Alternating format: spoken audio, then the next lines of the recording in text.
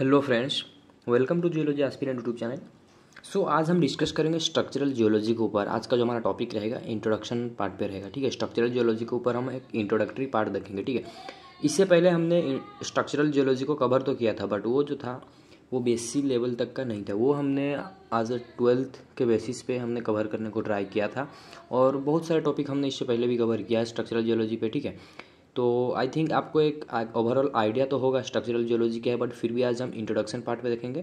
Then after that हम upcoming days में individual topic के ऊपर फोकस करेंगे, और क्या क्या टॉपिक हम मतलब अपकमिंग डेज में, अपकमिंग वीडियो लेक्चर में डिस्कस करने वाले हैं, वो टॉपिक्स भी हम आज देखेंगे। ठीक है, सिर्फ टॉपिक्स का नाम देखेंगे। तो स्टार्ट करते हैं। स्ट्रक्चरल जियोलॉजी क्या आप सभी को पता है, यहाँ पर हम मतलब डील करते हैं विद द स्ट्रक्चर। ठीक है, तो इसका डेफिनेशन को थोड़ा सा देखते हैं। Structural geology is the study of change in rock. ठीक है, तो हम किसका स्टडी कर रहे हैं? रॉक में जो चेंजेस देखने को मिल रहा है, बट वो किस में चेंजेस? स्ट्रक्चर में। तो रॉक का जो स्ट्रक्चर है उसमें जो चेंजेस देखने को मिल रहा है ड्यू टू या तो इंटरनल हो या फिर एक्सटर्नल फोर्सेस। ठीक है, ड्यू टू इंटरनल और एक्सटर्नल फोर्सेस जो रॉक के स्ट्रक्चर में चेंजेस हमें देखने को मिल रहा है, उसको ही मतलब उस ही चीज़ का स्टडी को ही हम बोलते हैं स्ट्रक्चरल जियोलॉजी। ठीक है, सच एज स्ट्रेस या फिर स्ट्रेन के वजह से जो भी एक्सटर्नल इंटरनल चेंजेस देखने को मिल रहा है in the structure of the rock, that is nothing but your structural geology.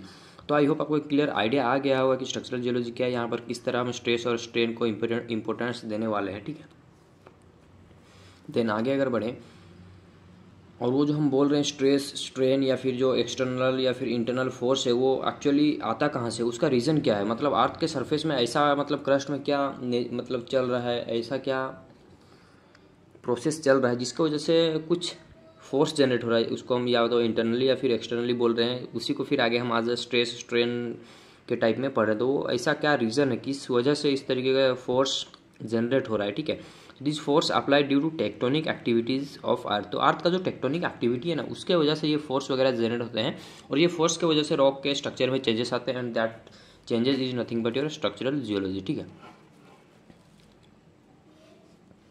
इसी को और थोड़ा अगर हम सिंप्लीफाई करने को ट्राई करें स्ट्रक्चरल जियोलॉजी को, हम तो डेफिनेशन देख लिया, आपको एक क्लियर आइडिया आ गया, बट हाँ इसी को और भी थोड़ा सा अगर हम सिंप्लीफाई करें, क्लैरिटी अगर इसमें लाएं, तो इसको कुछ इस तरीके से हम पढ़ सकते हैं।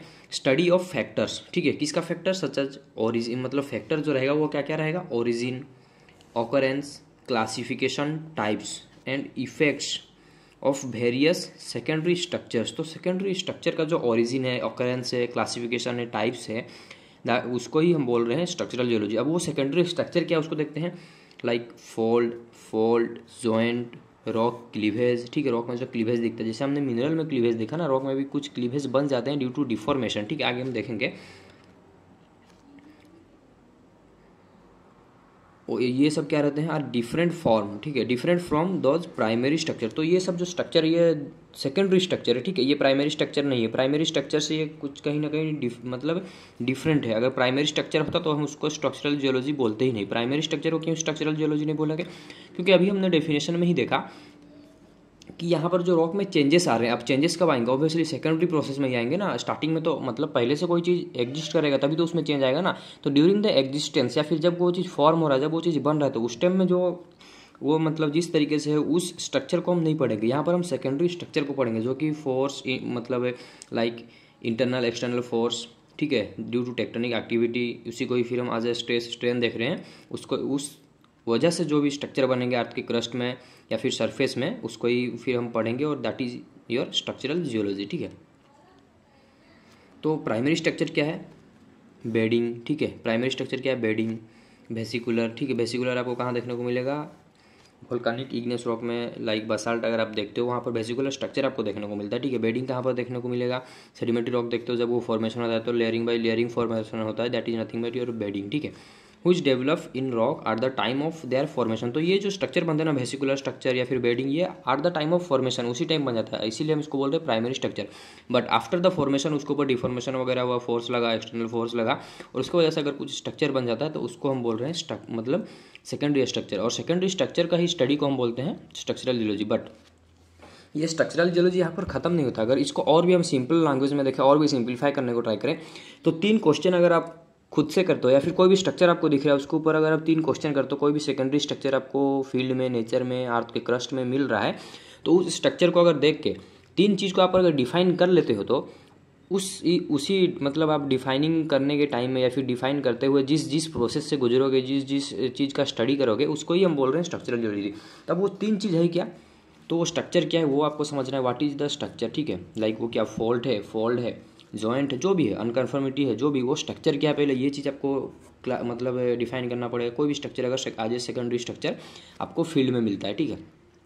Then when did it develop, तो ये डेवलप कब हुआ, इसका एज निकालना है, मतलब क्रोनोलॉजिकल ऑर्डर आप अगर निकाल लेते हो, मतलब ये जो मतलब रॉक में जो डिफॉर्मेशन हुआ, वो डिफॉर्मेशन का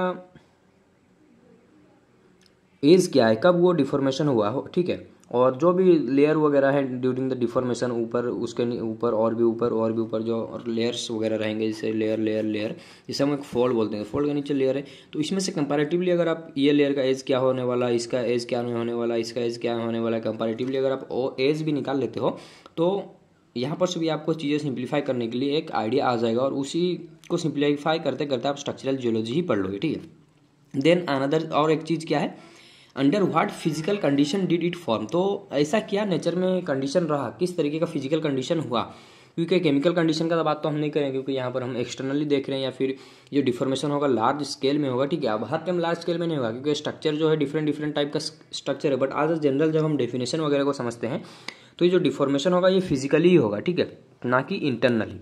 तो फिजिकली वो जो मतलब चेंज आया प्राइमरी स्ट्रक्चर से वो जो सेकेंडरी स्ट्रक्चर में कोई भी रॉक बना, तो उस वहाँ पर क्या क्या ऐसा कंडीशन आया होगा, तो जिसके वजह से वो स्ट्रक्चर बना। ये चीज़ को अगर आप सिंप्लीफाई कर लेते हो, ये चीज़ को अगर ढूंढ लेते हो, अगर नेचर में कोई भी आपको सेकेंडरी स्ट्रक्चर मिलता है, तो आपका स्ट्रक्चरल जियोलॉजी वहीं पर ही स्टार्ट हो जाता है। और इसी को सिंप्लीफाई करते करते, ये क्वेश्चन को सिंप्लीफाई अगर आप करते हो कोई भी स्ट्रक्चर के ऊपर, तो वहीं पर आप स्ट्रक्चरल जियोलॉजी को एंड भी कर लेते हो, ठीक है।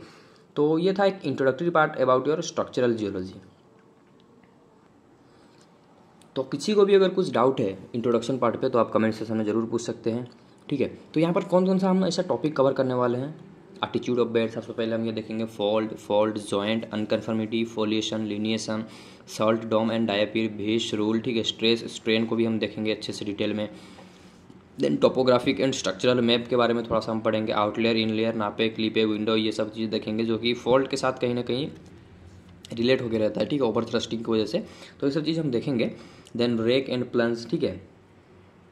और after that projection of plane and line, तो लाइन और प्लेन का प्रोजेक्शन देखेंगे, जिस तरीके से हमने क्रिस्टलोग्राफी में प्रोजेक्शन देखा था, तो सिमिलरली हम स्ट्रक्चरल का भी प्रोजेक्शन देखेंगे, क्योंकि वहाँ पर जो हमने basic concept of in crystallography stereographic projection जो हमने पढ़ा था, वहाँ पर हमने देखा था कि 2 टाइप का प्रोजेक्शन रहता है, एक इक्वल एंगल और एक रहता है इक्वल एरिया। तो इक्वल एंगल का प्रोजेक्शन तो हमने क्रिस्टलोग्राफी में देख लिया, तो इसके बाद हम देखेंगे जब स्ट्रक्चरल जियोलॉजी में हम प्रोजेक्शन पढ़ेंगे इक्वल एरिया प्रोजेक्शन, उसके अंदर हम प्लेन और लाइन किस तरीके से ड्रॉ करते हैं, प्रोजेक्ट करते हैं, वो चीज़ हम सीखेंगे। देन उसके बाद हम कुछ न्यूमेरिकल देखेंगे, किसके ऊपर, like bore hole data, outcrop, जिसके ऊपर कहीं ना कहीं प्रीवियस ईयर में एग्जाम हो या फिर नेट गेट जो भी मतलब एंट्रांस जियोलॉजी के रिलेटेड कम्पिटिटिव एग्जाम है, तो उसमें कहीं ना कहीं न्यूमेरिकल आया है, वो सब चीज़ टॉपिक हम कवर करेंगे, ठीक है। तो ये था all about your introduction of structural geology. कुछ भी डाउट आप कमेंट सेक्शन में जरूर पूछ सकते हैं, and thank you for watching.